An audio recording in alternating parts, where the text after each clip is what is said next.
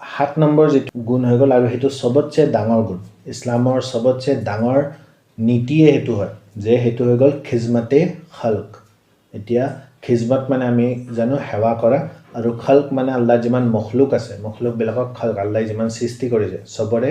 সবকে খালক বুলি কয় এতিয়া সেই আল্লাহৰ মখলুক বিলাকক সেৱা কৰা এতিয়া মখলুক বুলি ক'লে অকল মানুহ নহয় ইয়াত গৰু ছাগলী কুকুৰ মেকুৰী গছ গছনি পাহাৰ পৰ্বত সব আল্লাহৰ মখলুক হয় এতিয়া সেই মখলুক বিলাকক সেৱা কৰাটো সবতছে ডাঙৰ এটা গুণ হয় আৰু